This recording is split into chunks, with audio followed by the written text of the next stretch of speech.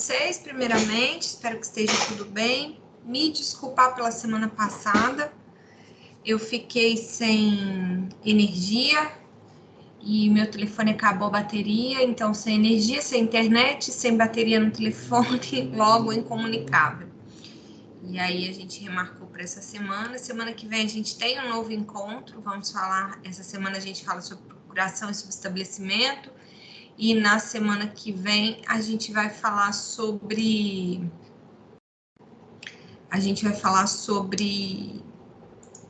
petição inicial. Vocês estão me ouvindo bem? Sim, professora, estou sim. O que acontece? Eu vou entrar aqui no modo de compartilhar a tela. Vocês estão vendo a tela que eu estou compartilhando? Sim. Então, eu compartilhando essa tela, eu não consigo enxergar o chat e não consigo ver se tem alguém de mão levantada. Então, se vocês precisarem de me fazer alguma pergunta, fiquem à vontade. Inclusive, se alguém quiser fazer alguma pergunta agora, antes da gente começar, fica à vontade também. Alguém quer saber alguma coisa? Não? Professor? Pois não. Nesse caso, a gente tem que fazer um relatório e entregar para nosso supervisor do estágio ou para nosso coordenador de curso? Não, para o supervisor do estágio. Certo. E tem uma data, porque eu não sei Você... se é data. Se eu não me engano, são todas as atividades, todas as tarefas no final do curso do EP1. Aí pega tudo junto. Tá bom. Oi, obrigada. tá me ouvindo? Nada? Sim, professor. Ih, mas o meu fone tá uma porcaria. Não tô ouvindo vocês pelo fone, não. Tô ouvindo só aqui. Deixa eu tentar de novo. Oi, pode alguém falar? Oi, professora. Oi, não. O fone não tá funcionando, não. Vamos sem fone, então. Vocês estão conseguindo me ouvir, né? Sim. Então, com relação a para quando que vai ser entregue, eu peço para vocês procurarem o coordenador do NPJ de vocês, porque, ou o supervisor de estágio, eu não sei exatamente quem que está tratando isso com vocês, porque aqui a gente está reunido 5 NPJs, né? O Niterói 3, Duque de Caxias, Alcântara, Cabo Frio e Macaé. Então, vocês precisam procurar o coordenador de vocês, que aí ele vai falar a data direitinho para vocês. Não é um relatório, é uma tarefa, vai ter no final. Eu vou passar aqui a tarefa, vocês vão poder anotar, mas eu também mandei esses slides que eu vou passar para o coordenador de vocês. Então, aí vocês vão ter acesso também, aí tem que ver com ele, tá certo? Ok, professor. Em Niterói, professora, no campus Niterói, essa trilha de aprendizagem é para fazer o resumo e encaminhar para o e-mail da doutora Larissa, que é a nossa professora de estágio, encaminha direto para ela. Entendi. E, geralmente, assim, como teve a trilha hoje, encaminha até segunda-feira, que é o dia da aula dela. Mas ela dá assim, uma semana sempre de tolerância após a trilha. Mas isso é Niterói. Niterói. Tá? Niterói. Pra poder ficar bem claro. O e as pessoas não fazerem confusão. Isso, é estágio 1 de Niterói com a doutora Larissa. Isso aí. Tá, joia? Já ao contrário de Caxias, todas as tarefas no final do curso que a gente entrega tudo junto. Em Caxias. Entendi. Não, em Niterói é toda semana. Ela dá atividade, você tem que entregar semanalmente, toda segunda-feira tem que entregar as atividades dela. Niterói é semanal. Por isso que eu estou pedindo para vocês conversarem no curso, no campus de vocês, para a gente poder não fazer confusão, tá bom? Somente o comprovante das audiências é que vai ser entregue ao final. Só o comprovante de audiência aqui em Niterói. Então, tá bom. Então, acho que tá. Mais alguma dúvida? Vocês querem saber mais alguma coisa? Ou podemos começar a apresentação? Vamos começar? Vou começar me apresentando, né? Meu nome é Camila, eu sou a coordenadora do NPJ de Macaé e eu vou acompanhar vocês com essa trilha de EP1. Então, foi uma escolha nossa aqui em Macaé. Toda semana quem vai falar com vocês vai ser eu, tá certo? Então, a gente vai, até o final do semestre, a gente vai, como fala? Estreitando laços, né? Porque a gente vai se encontrar todo dia. Acho que só um dia que vem uma outra professora para poder conversar com vocês, mas regra geral vai ser eu. A gente vai trabalhar também não com o relatório do resumo do que eu falei, mas sim com a atividade que eu vou passar para vocês. Então, toda vez que tiver a nossa reunião, né, a nossa trilha, eu vou passar uma atividade no final para vocês. Então, vamos começar, vamos ao que interessa. A nossa trilha hoje, como eu falei para vocês, é do estágio 1, né? NPJ de Alcântara, Cabo Frio, Duque de Caxias, Macaé e Niterói. O tema da nossa trilha de hoje é procuração e subestabelecimento. Então, a gente vai falar um pouquinho sobre procuração e subestabelecimento. Se vocês quiserem me interromper, fiquem à vontade, não tem problema. Não precisa levantar a mão porque eu não estou vendo. E se precisarem, se alguém conversar no chat, eu preciso que vocês me digam aqui o que está acontecendo, porque eu também não consigo ver, tá bom? Então, vamos começar falando de procuração e subestabelecimento, separando os dois e começando a falar de procuração. Procuração, na verdade, é um contrato. É um contrato especial, né, que tem lá no Código Civil falando sobre ele, que é o tal do contrato de mandato. É o contrato no qual uma pessoa dá poderes, concede a outra pessoa poderes para representá-la. Representá-la em que sentido? No sentido que ela escolher os poderes que ela está concedendo naquele momento. Então, quando a gente fala nesse contrato de mandato, a gente sempre tem o mandante, o mandatário e os poderes. Aqui, não deixa de ser um contrato. Geralmente, a procuração em si não é o contrato, ela é só a materialização daquele contrato para informar para outras pessoas que existe um contrato de mandato ali e que uma pessoa passou para outra os poderes para representá-la. A gente, regra geral, tem dois tipos de procuração que a gente ouve falar, que é a procuração por instrumento público e a procuração por instrumento particular. Sempre que a gente ouvir instrumento público e instrumento particular, eu não sei se eu estou chovendo no molhado com vocês, mas instrumento público é todo aquele documento que é feito em cartório. Não é que é reconhecida firma em cartório, ele é feito, ele é lavrado por um oficial do cartório. Então, é o oficial do cartório que faz todo o documento, que expede aquele documento. O documento por instrumento particular é aquele que é feito pelas partes. As próprias partes que estão fazendo o instrumento, seja qual forem, fazem sozinhas. Esse documento por instrumento particular, ele pode ter reconhecimento de firma, pode. O que não faz que o reconhecimento de firma transforme a natureza daquele instrumento para ser instrumento público, se é que eu me fiz entender. Na procuração que a gente vai tratar hoje, mais ligada à procuração para o processo judicial, para o advogado usar, no processo judicial não se exige que a procuração seja por instrumento público. A procuração pode ser por instrumento particular e não tem nenhum problema. Então, todo mundo faz por instrumento particular? Quase todo mundo, porque uma procuração por instrumento público, ela não é barata, ela é cara.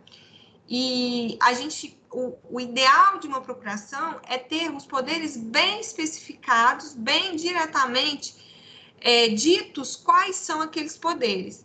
E quando eu falo de falar exatamente quais são os poderes, eu falo de que para cada processo eu vou ter uma procuração diferente. Então, ficaria muito caro se toda vez a gente fosse fazer uma procuração por instrumento particular. Então, na justiça não é exigido o instrumento particular para fazer o instrumento público para fazer procuração, tampouco é exigido o reconhecimento de firma. Então, a procuração também não precisa ir com reconhecimento de firma do cartório. Hoje em dia, a gente nem fala mais em original, né? Porque o que a gente vai ter é o documento digitalizado, porque os processos são digitais, então nem é a via original, às vezes a parte pode assinar onde ela está e mandar para você, mas a gente hoje fala em instrumento particular com assinatura, sem a necessidade dessa assinatura ser reconhecido firma. Quando a gente vê empresas muito grandes, como é o caso, por exemplo, de empresas de telefonia, ou mesmo os bancos, eles geralmente trabalham com procuração por instrumento público, onde ali eles colocam aquelas especificidades para os advogados que trabalham para eles, geralmente são separados por setores, né? Então, por exemplo, vai dar as procurações para trabalhar no juizado especial. Então, quem trabalha no juizado especial é o escritório tal e vai ter uma procuração por instrumento público, outorgando poderes para uma série de advogados, são procurações enormes, às vezes tem 2 ou 3 páginas para poder qualificar todos os outorgados, né, todos os advogados, e tá ali aquela procuração para poder ser utilizada em vários processos, e ela vem por instrumento público, geralmente nessas empresas grandes, mas não é obrigatório. Alguma dúvida de vocês com relação a isso, ao que é instrumento público, o que é instrumento particular, a necessidade, a diferença do reconhecimento de firma para um instrumento público, ou tá tranquilo e eu posso seguir?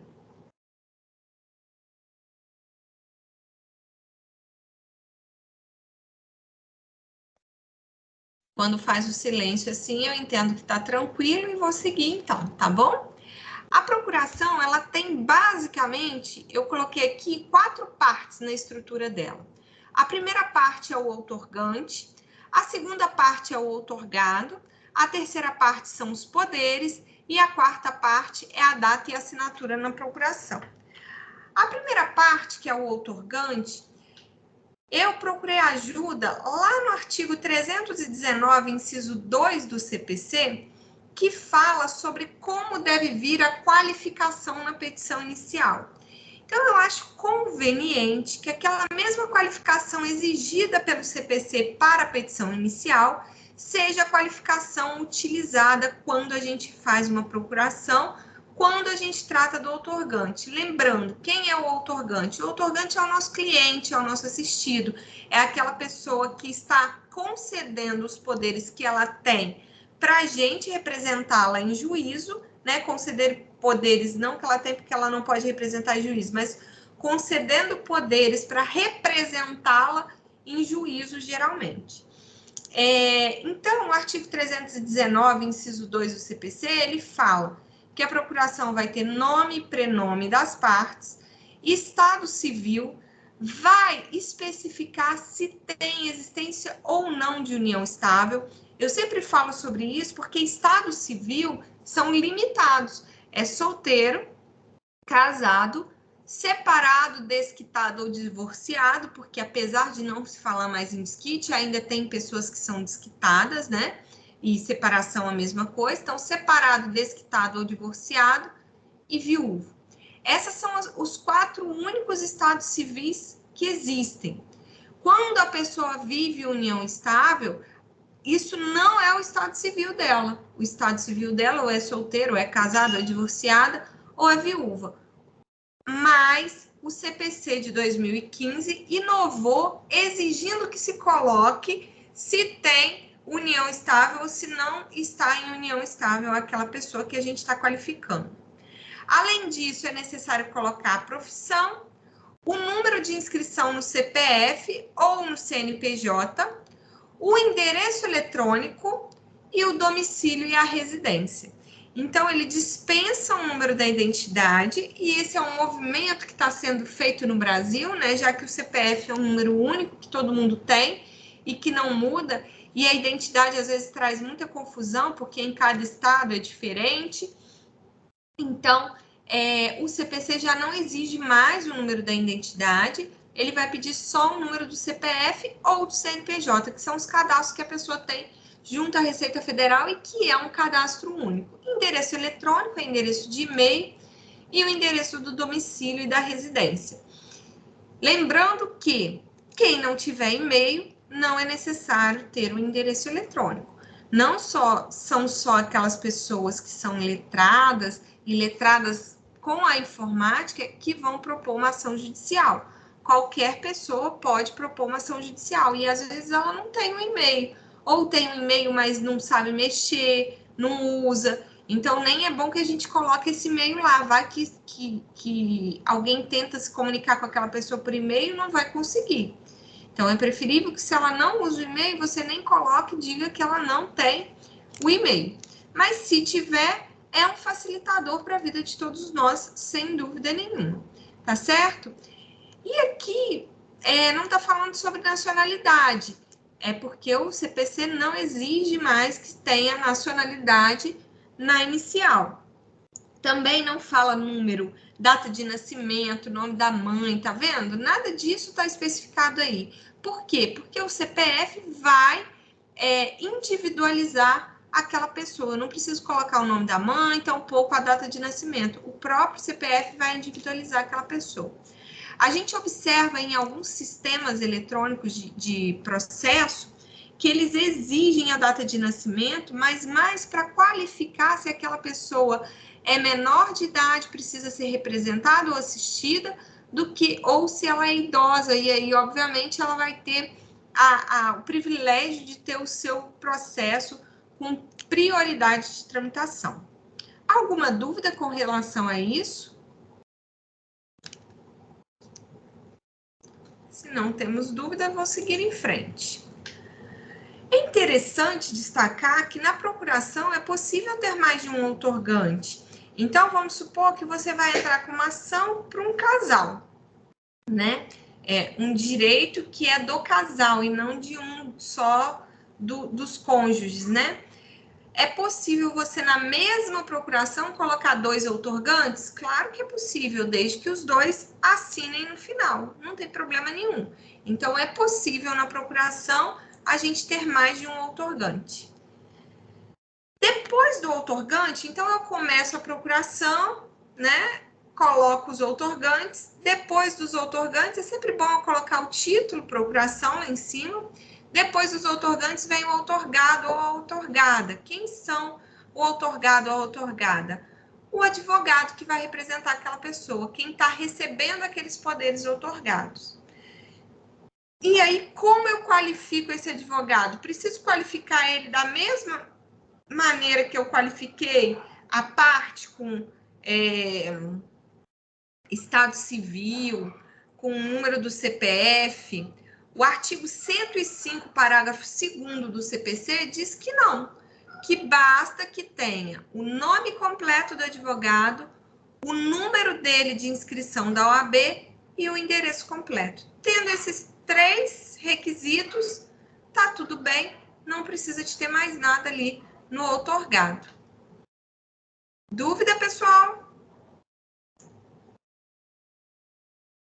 O artigo 105 ainda, no parágrafo 3º, ele acrescenta o seguinte, que se esse advogado, né, se esse outorgado integrar uma sociedade de advogados, aquela procuração que foi feita, ela deve ter também, deve constar o nome dessa sociedade de advogados e o número que essa sociedade de advogados está inscrito na OAB. Então, a procuração contém, a gente viu, nome, OAB e endereço do advogado, e o parágrafo 3º exige também, se ele for de alguma sociedade de advogados, que tenha o nome da sociedade e o registro na OAB e endereço completo da sociedade, constando também da procuração. Observem que não se dispensa de ter os dados do advogado. Ele diz o seguinte, o dispositivo do Código de Processo Civil, a procuração também deverá conter o nome dessa, seu número e registro na ordem. Ou seja, não basta ter o nome do advogado, tem que ter o nome do advogado da sociedade. Não basta ter o nome da sociedade, tem o nome do advogado e da sociedade. Ambos os nomes têm que estar presentes na procuração. Então, recapitulando, outorgante, a gente faz a qualificação dele igual a gente faz a qualificação na petição inicial, seguindo outorgado, No outorgado, só precisa de nome, OAB e endereço. Se tiver sociedade, nome, OAB e endereço da sociedade também. E passamos para o terceiro item da procuração, que são os poderes. Nos termos do artigo 105, a procuração geral para o foro, outorgada por instrumento público ou particular, assinada pela parte, habilita o advogado a praticar todos os atos do processo, exceto receber citação, confessar, reconhecer procedência do pedido, transigir, desistir, renunciar ao direito sobre o qual se funda a ação, receber, dar quitação, firmar compromisso, assinar declaração de hipossuficiência econômica, que devem constar em cláusula específica. O que significa isso? Que sempre que eu quiser que eu tenha poderes naquele processo para receber citação, para confessar, para reconhecer procedência do pedido, para transigir, para desistir, para renunciar a algum direito, para dar quitação, para receber dinheiro, eu preciso ter a cláusula específica dizendo isso na procuração. Então, a princípio, quando eu faço uma procuração, eu não preciso dizer, por exemplo, que aquela procuração está me dando poderes para apresentar a contestação, para apresentar o recurso, porque essa procuração, ela dá esses poderes para o foro geral, ela dá todos esses poderes. Porém, o 105 quis destacar quais são os poderes específicos, ou seja, esses poderes, se eu quiser que o meu cliente esteja me concedendo, ou se o meu cliente quiser me conceder, eles têm que vir escritos que a gente está se autoconcedendo, que ele está me concedendo esses poderes, tá certo? E quais são esses poderes? Esses que estão aqui no 105 a partir do exceto. Como que a gente vê geralmente a procuração? Ela vem poderes, aí poderes para a cláusula geral, poderes para o foro geral. Aí, às vezes, tem adjudícia et extra. Também para receber citação, geralmente os advogados tiram e colocam o resto. Confessar, reconhecer, parará, parará, parará. O que acontece? Se não tem esse poder na procuração e a pessoa, por exemplo, quer desistir do pedido, o advogado não pode desistir? Pode, desde que ele tenha um documento da pessoa dizendo que ela quer desistir. E aí ele desiste da ação, comunica aquela desistência dela na ação. Se ele não tem esse documento, ele precisa ter esse poder na procuração, porque ele mesmo desiste com uma simples petição assinada por ele mesmo. Alguma dúvida até aqui?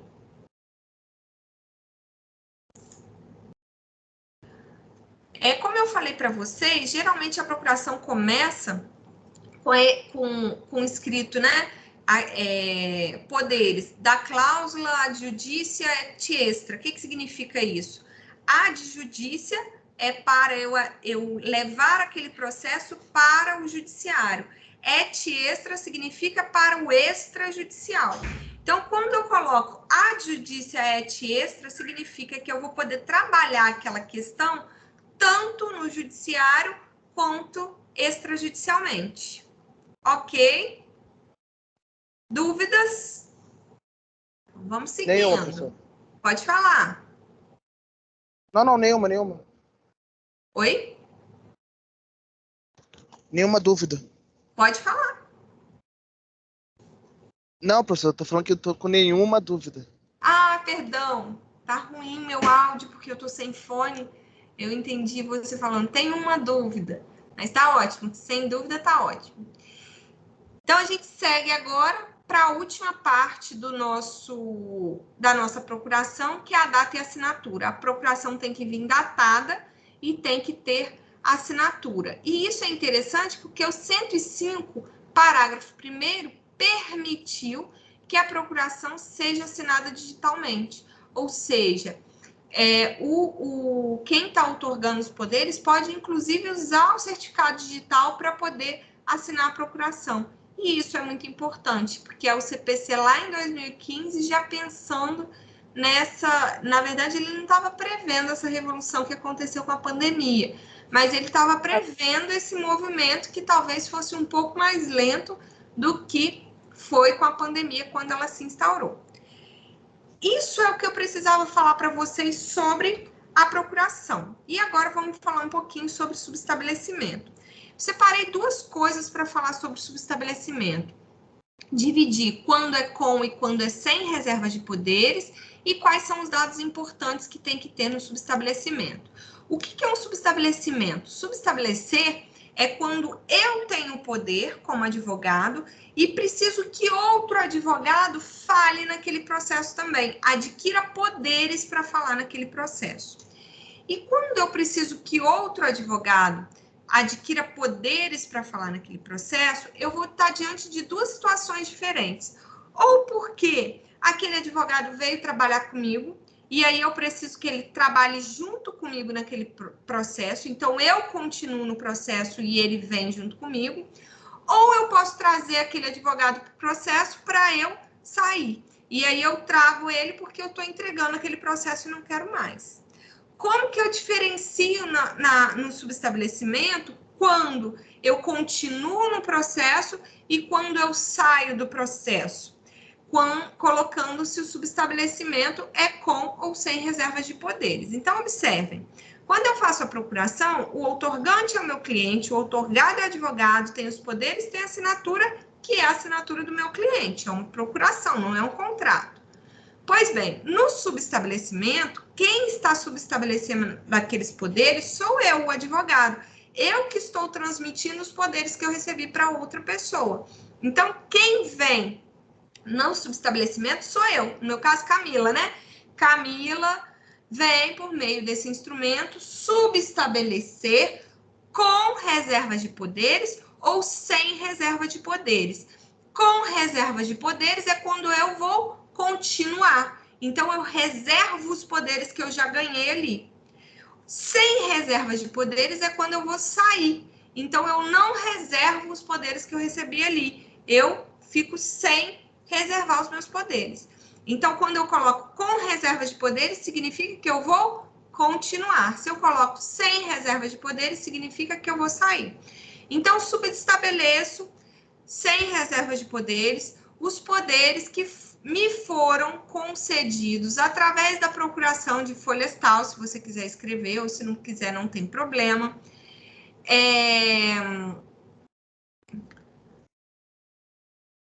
Os poderes que me foram concedidos por fulano de tal, aí você coloca o nome do seu cliente, no processo de número tal, coloca a data, que aí vai ao advogado, coloca os dados do advogado a quem você está subestabelecendo, e aí, lembrando que os dados dele aqui vão ser os mesmos dados que estão na procuração, ou seja, nome, OAB e endereço. E se ele fizer parte de um escritório de advocacia, de uma sociedade, coloca nome, OAB e endereço da sociedade também, tá certo? Coloca a data e assina. O subestabelecimento é basicamente isso. Então, com reservas eu continuo, sem reservas eu saio. Eu quis trazer esse dispositivo do Código de Ética para vocês porque eu acho muito interessante. Porque, olha só, nem sempre as relações advogado-cliente são as melhores possíveis. E, às vezes, não é nem a relação. Às vezes, o processo é tão longo que muda algumas coisas na vida ou do advogado ou do cliente e aquele contrato precisa ser desfeito e ele não vai ser mais advogado daquela pessoa naquele processo e aí precisa um novo advogado assumir esse processo.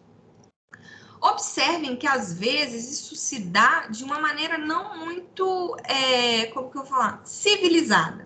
Às vezes é porque o advogado e a parte brigaram. E aí a parte vai te procurar e quer que você entre ali. A gente sempre que entrar no processo tem que tomar muito cuidado se não tem briga ali e está tudo sendo feito dentro do que o Código de Ética fala. Por quê? Porque o Código de Ética, ele reprime que você roube o cliente do outro. Então, como que ele faz isso? Lá no artigo 11, está falando o seguinte, ó. O advogado não deve aceitar procuração de quem já tenha patrono constituído sem prévio conhecimento dele, salvo por justo motivo ou para adoção de medidas judiciais urgentes e inadiáveis. Olha só que importante isso. O Código de Ética falou: se o cliente brigou com o advogado, o cliente me procurou e eu entrei no processo, eu não posso receber a procuração desse cliente e simplesmente não está no processo. Que isso vai me trazer problemas éticos. E problemas éticos podem, inclusive, me tirarem da OAB, né? Eu posso não ter o direito mais de advogar, porque não vou ter mais o direito de estar ali. Quem quer ter problema ético? Ninguém quer ter problema ético. Então, a gente não pode receber procuração sem avisar o colega que a gente está recebendo procuração. Só que para avisar o colega, às vezes é complicado, essa situação é meio melindrada, vocês conseguem compreender? Ele brigou com o cliente e você está entrando. Fica uma situação meio melindrada ali. Então, o ideal é você pedir para o cliente, você não fez o contato, o próprio cliente procura o advogado, faz um subestabelecimento sem reservas de poderes e entrega esse subestabelecimento para você. Para isso, você passa para o seu cliente os seus dados. E o advogado lá que vai providenciar de fazer esse documento do subestabelecimento para poder te entregar. Entenderam essa questão do subestabelecimento ou ficou alguma dúvida? Tudo aqui, professor. Então, vamos seguir. Os dados importantes que tem que ter no subestabelecimento é o dado da parte, o número do processo e o dado do outorgado.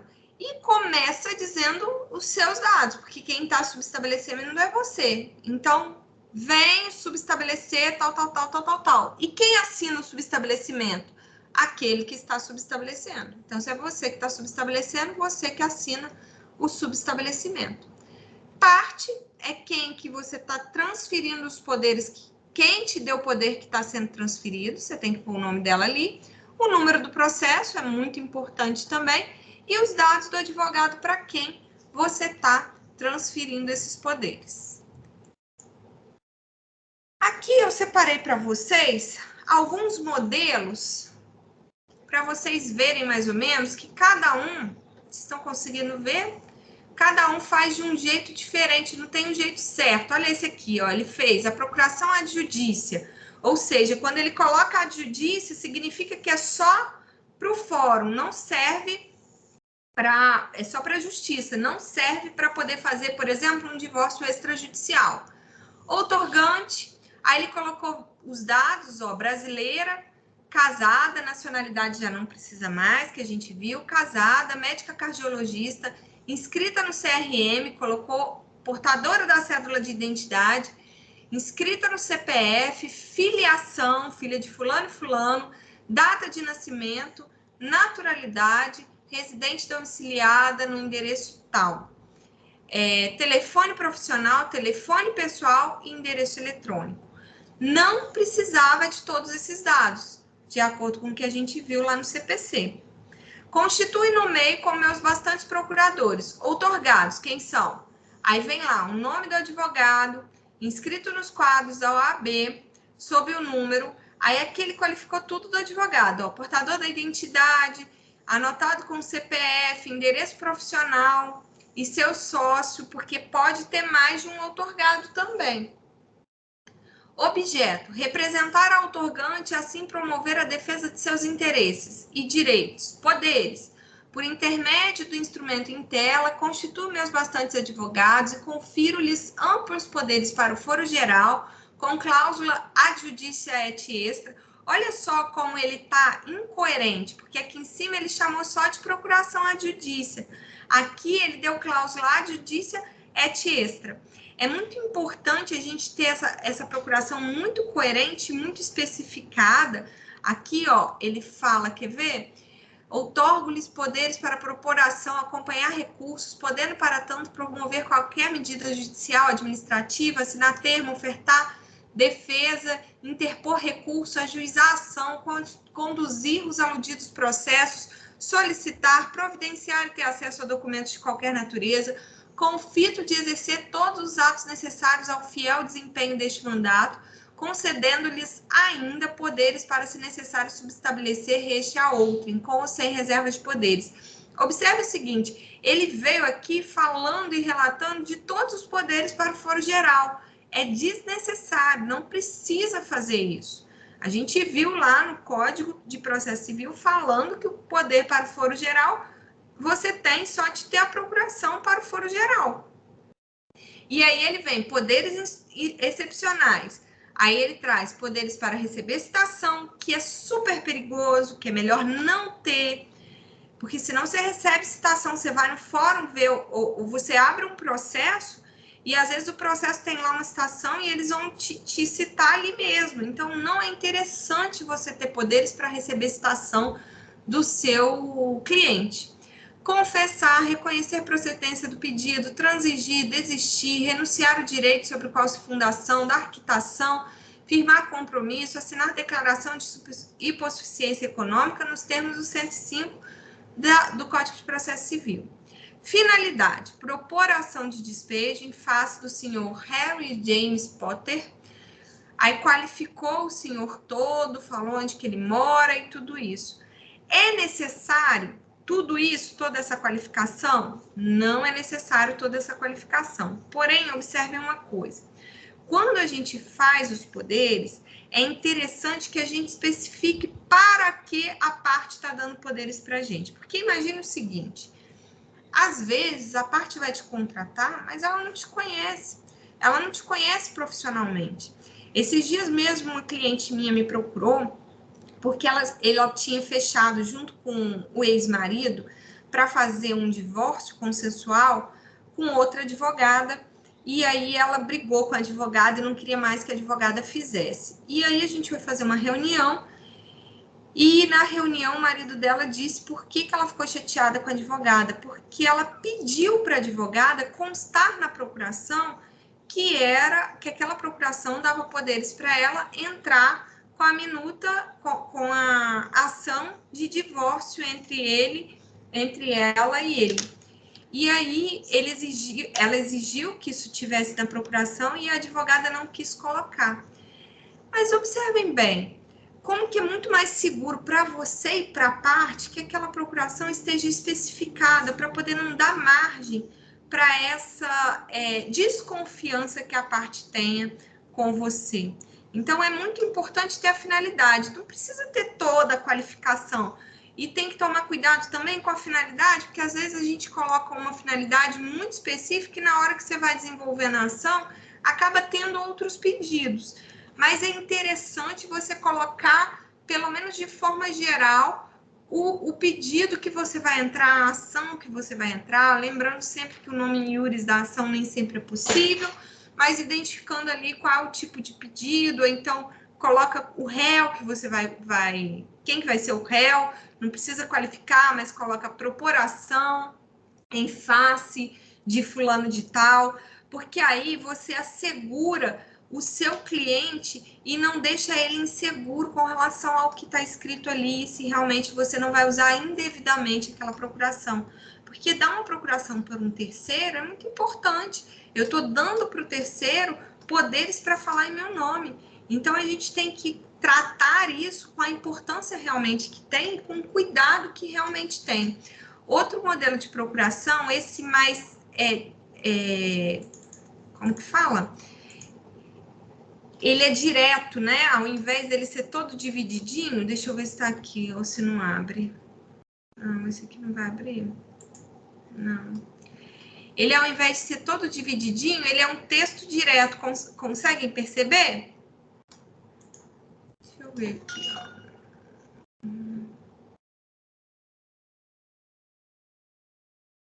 Não dá.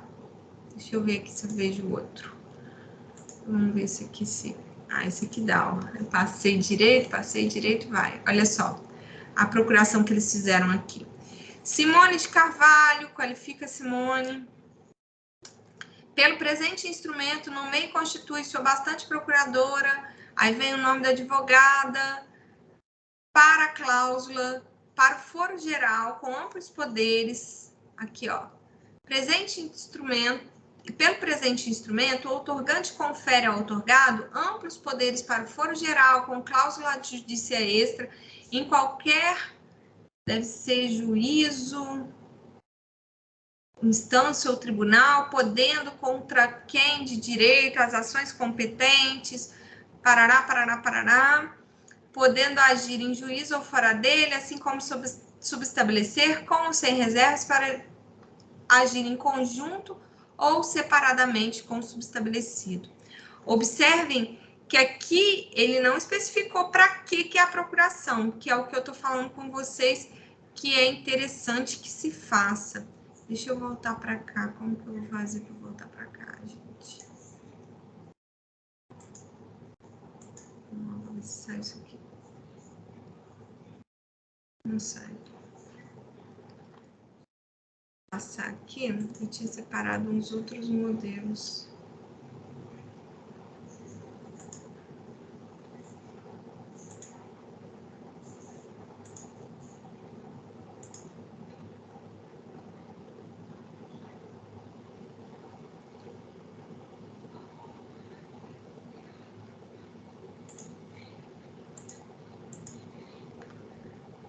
Ah, sai.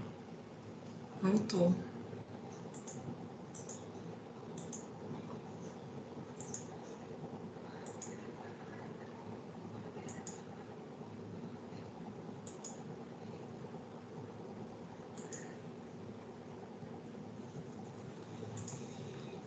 Aqui, modelo de subestabelecimento para vocês.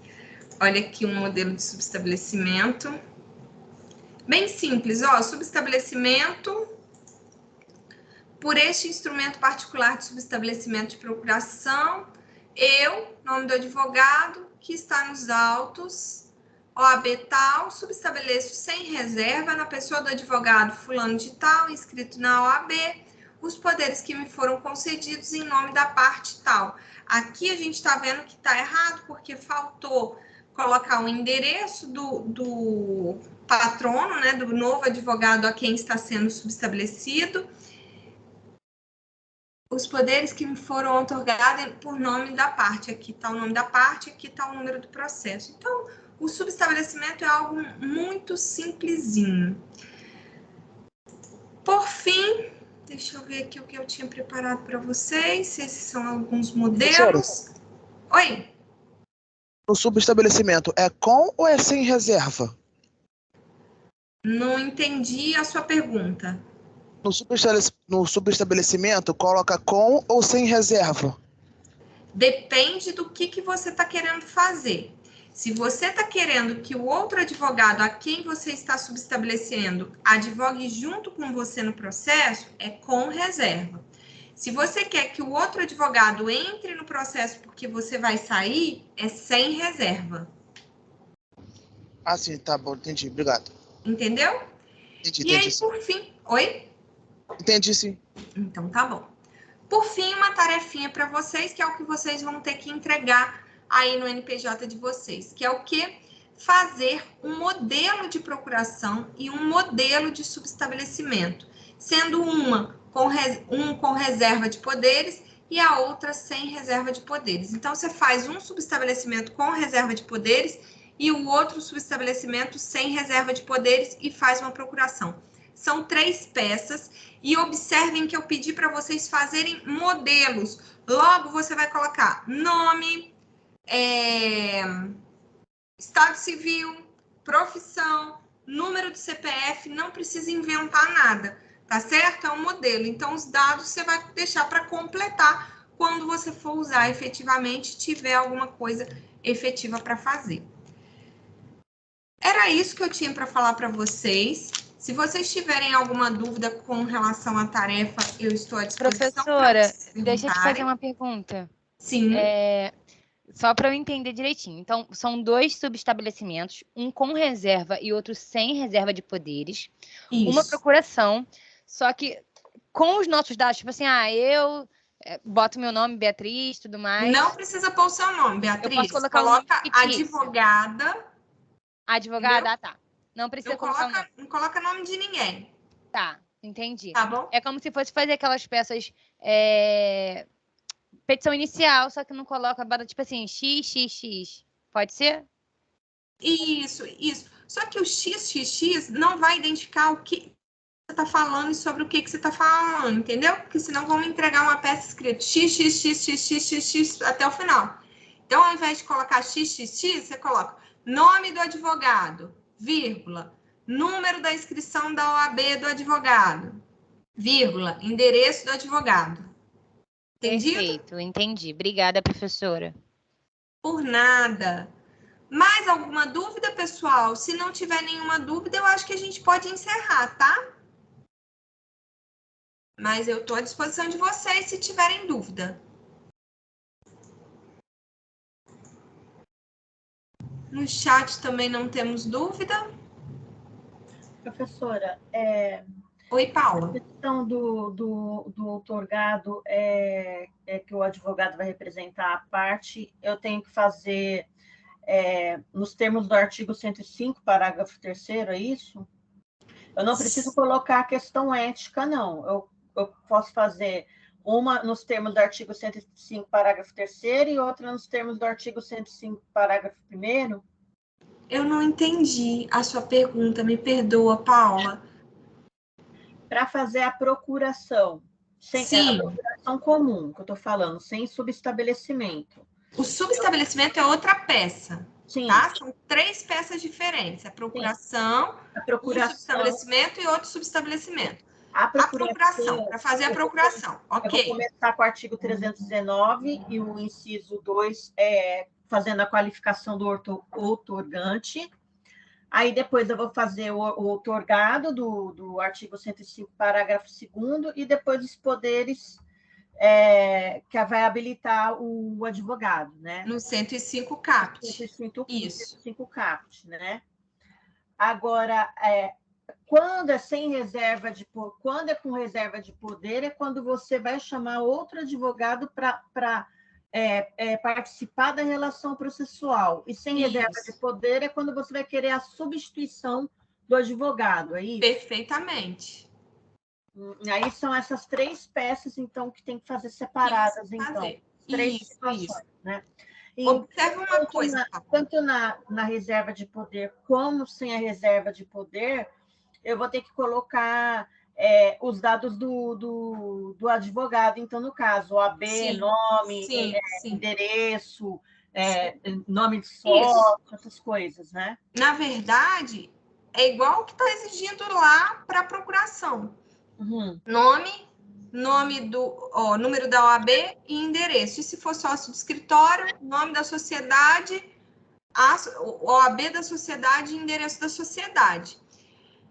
Tem um ponto, você vai fazer a sua procuração do jeito que você achar que tem que ser feito. Não tem muito certo e errado, consegue entender? Porém, não é muito de praxe a gente indicar artigo na procuração, entendeu? Você não precisa ficar indicando os artigos, você está qualificando de acordo com 319, inciso 2, não tem essa necessidade. A não ser que você fale assim, mas eu quero. Tudo bem, não está errado, mas não tem necessidade. Entendi, professora. Certo, Paula? E aí, na qualificação, eu vou criar os dados do cliente que está me passando os poderes. Não, você não vai criar. Você vai fazer um modelo. Então, você vai colocar nome, só escrever mesmo. Nome, estado civil, vírgula, profissão, vírgula, inscrito no CPF sob o número tal, endereço, domiciliado e residente no endereço tal, e colocar lá endereço eletrônico. Você não precisa inventar dados, nem deve. É um modelo. Tá bom? Entendi. Imagine que isso é para ficar lá no seu banco de dados, no seu computador, no seu banco de dados, para sempre que você precisar fazer uma procuração, você se valer dela. Entendi. Joia? Entendido? Mais alguém tem alguma dúvida? Só manda, então, professora, só a atividade, não precisa mandar o resumo da palestra? Bom, Aí você vai ver no seu NPJ. Eu acredito que não, eu acredito que é só fazer mesmo a peça que eu estou passando para vocês. Mas você conversa com a sua supervisora de estágio se é isso mesmo.